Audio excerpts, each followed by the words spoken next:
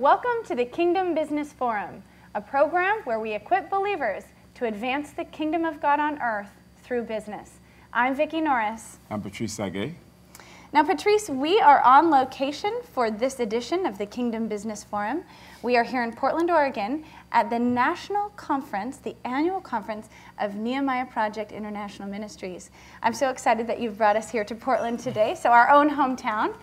It's pretty exciting to be right here, and we have a panel in this session of the Kingdom Business Forum of biblical entrepreneurship alumni. That must be pretty exciting for you to be surrounded by people who are actually doing what we've imparted to them through the principles. Yeah, it is, Vicki.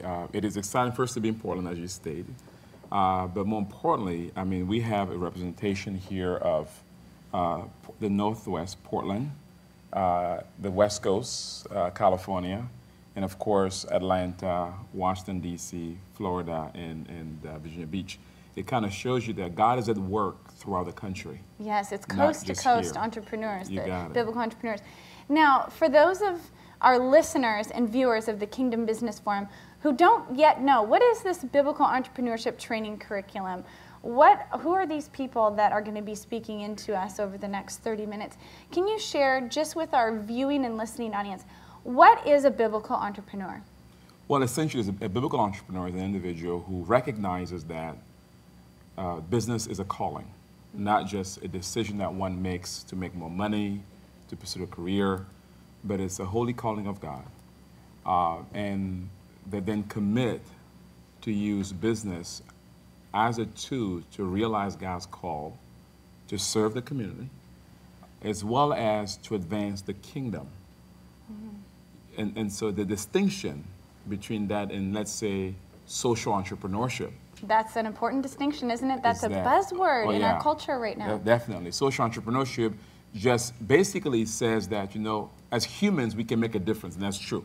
That's true. But what social entrepreneurship presupposes or assumes is that we alone can make the difference, that good works can solve our problems.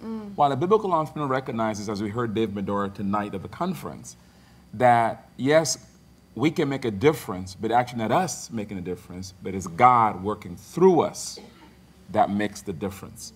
That ultimately the difference is not even the works that we do, it's not the good things that we do, but it's actually the difference. It is the relationship that our works can bring about between the persons and the Lord.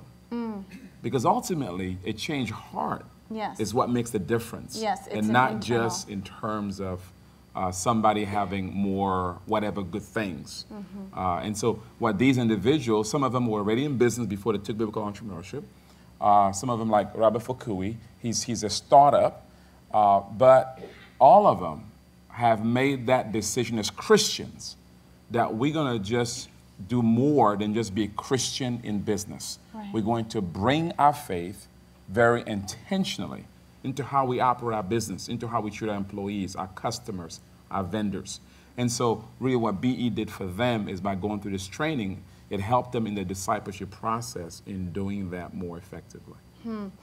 You know, you said something so important, and it's about something that happens on the inside. And, you know, I'm a graduate, for our listeners and viewers who don't know, I'm a graduate of the Biblical Entrepreneurship Training Program. And it really is personal transformation. I've always said that your program should be subtitled Crash Course in Spiritual Maturity. Does anybody on the panel agree with that? I mean, it is about, you know, transformed people can create transformed businesses, which can then transform culture. Amen. And so I'm so excited that our viewers and listeners of the Kingdom Business Forum are going to get to meet our panelists. Let me briefly introduce them to you. We have with us Stuart Funke, who is a certified financial planner, a speaker, an educator, and an author in Portland, Oregon, with over 30 years in the financial planning field. We have Robert Fukui, a BE3 student through the Wagner Leadership Institute from Pasadena, California, and the principal and founder of High Point Marketing. And Junior Anderson, owner of Royalty Transportation from Atlanta, Georgia, and he is the Nehemiah Entrepreneurship Certified Teacher.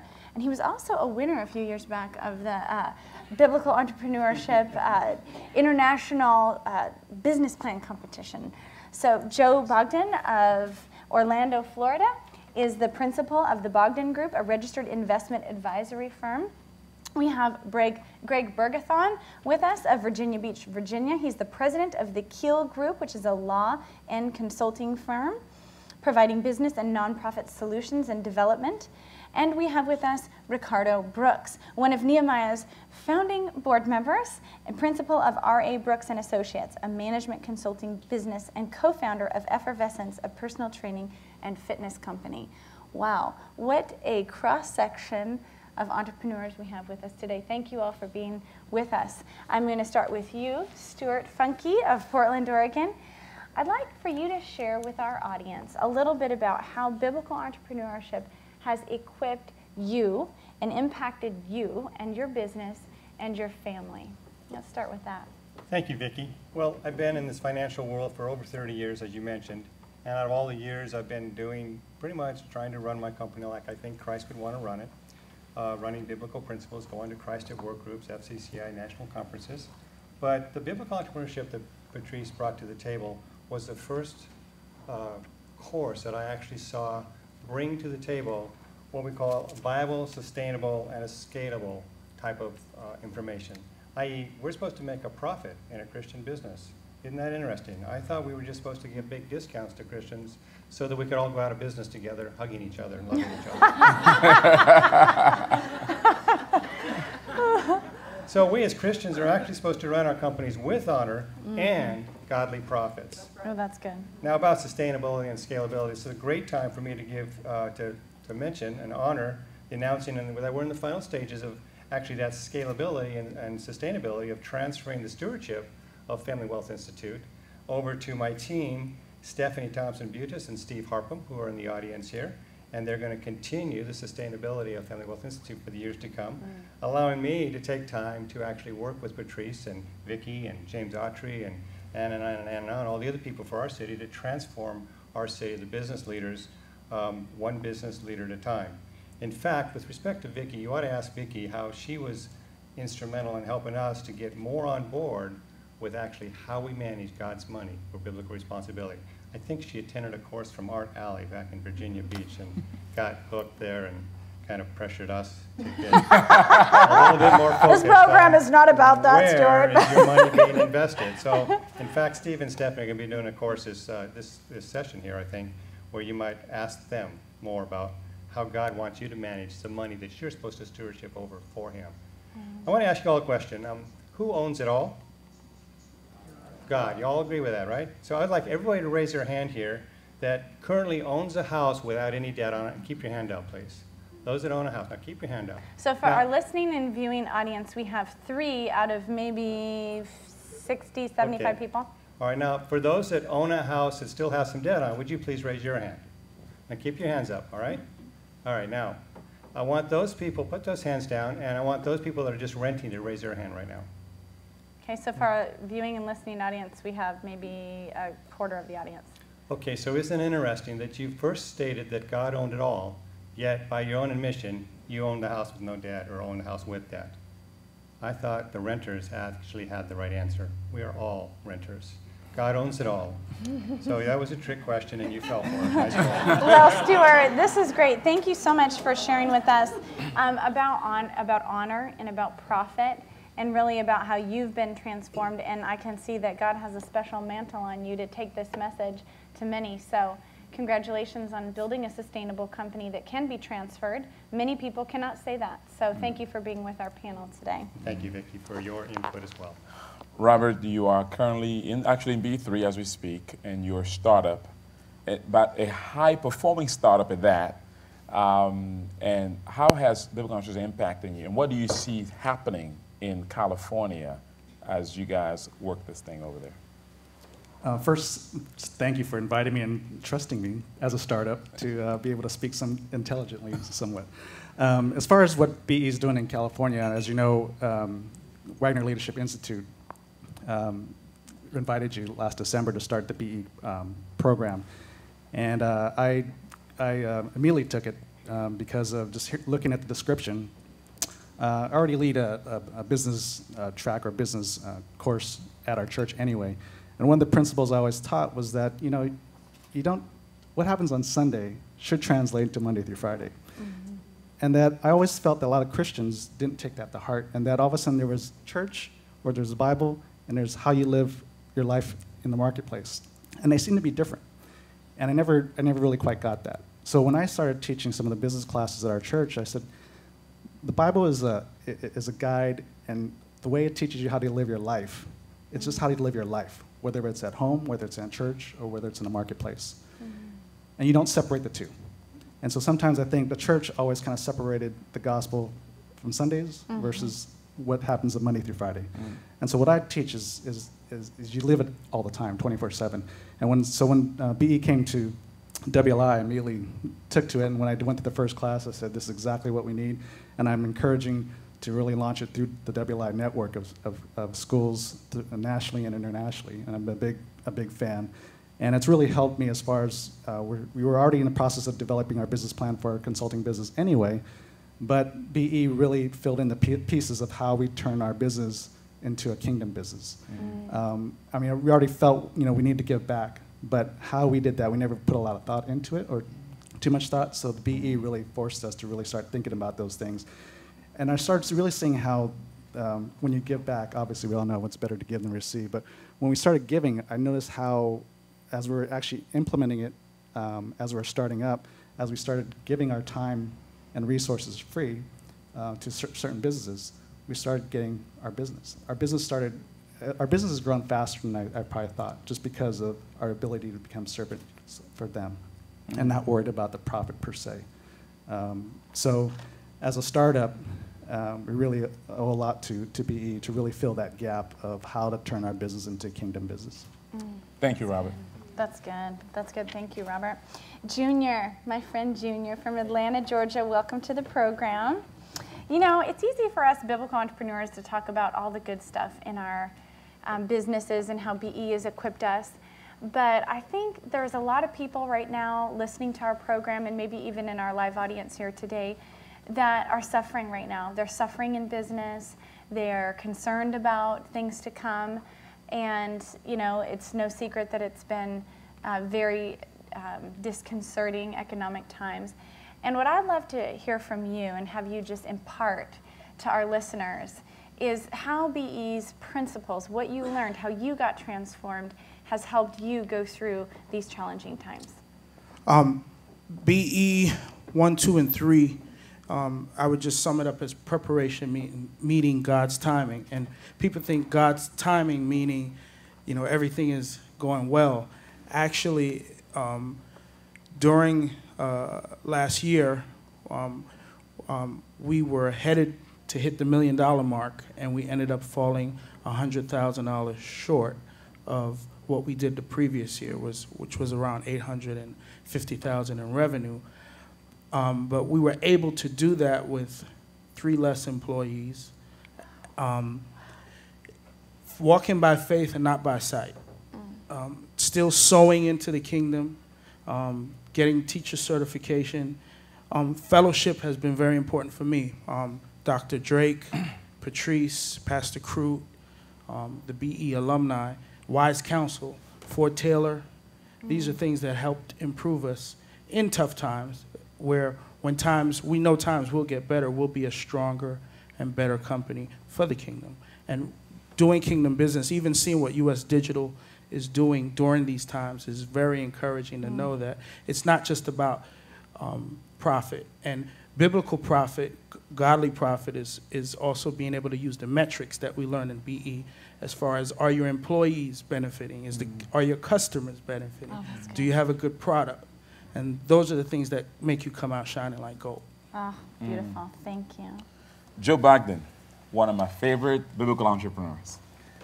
Joe, you and your partner were already in business, and something happened interesting with you guys. You guys came to BE, and immediately you brought your wives in.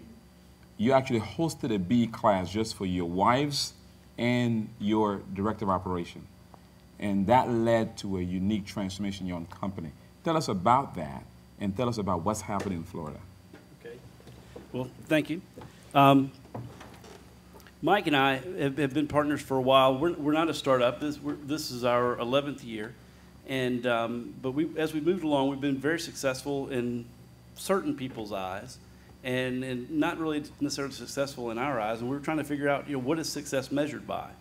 And we have clients in 15 states in the District of Columbia, and we have outposts in different parts of the country.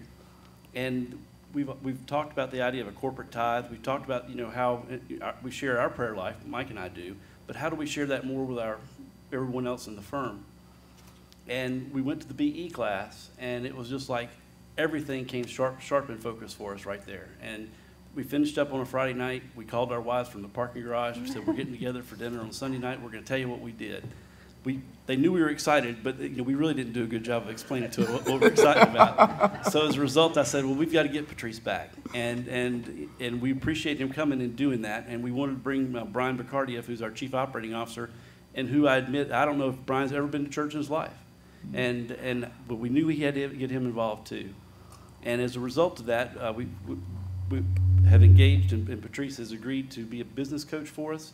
It's made a huge difference at the firm. It's made a huge difference in mine and my wife's relationship.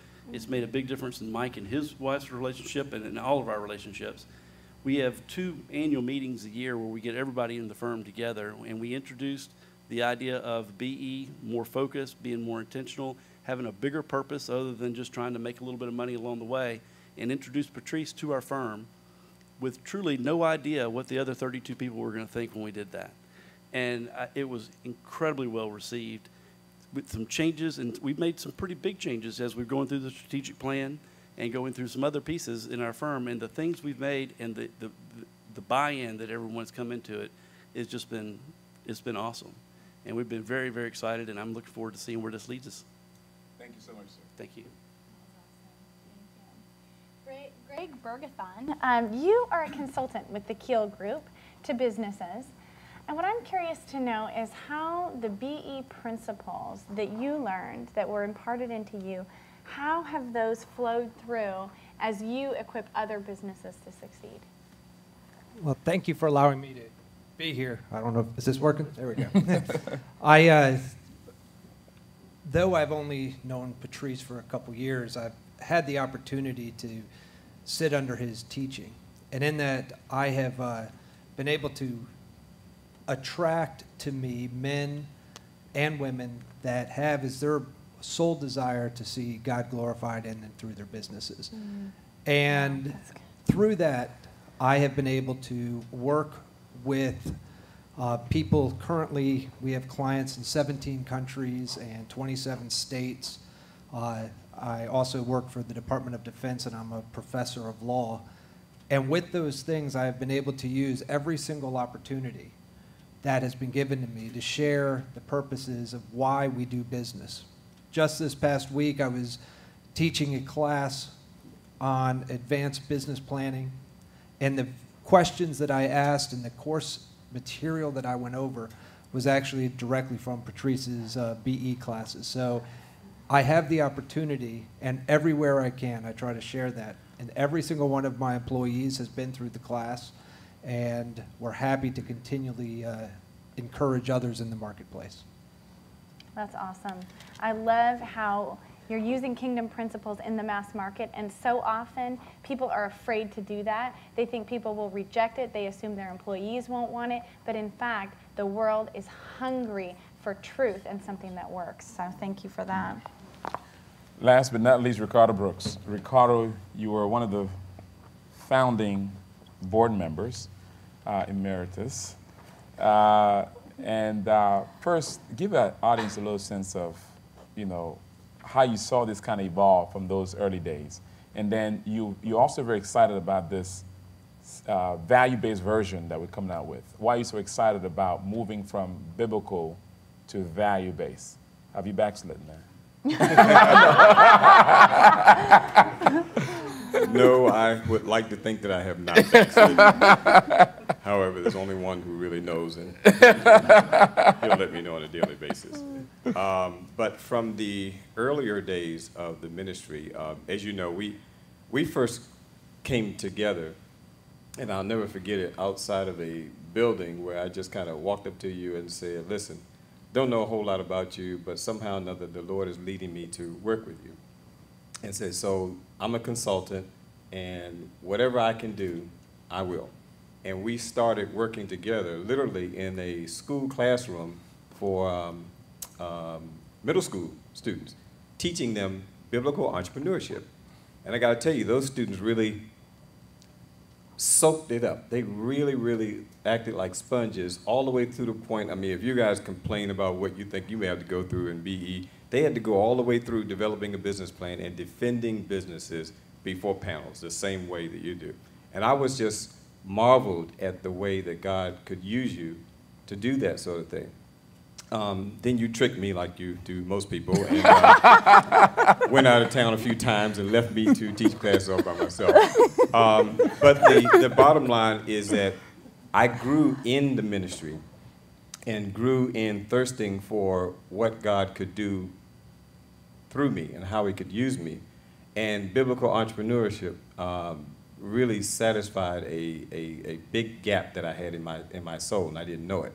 Because what I had done is, as a business person in doing management consulting, I was one of those quote-unquote talented people that had kind of rose real quickly, had a firm that was 8A certified and had a lot of commercial customers and doing integration at that time.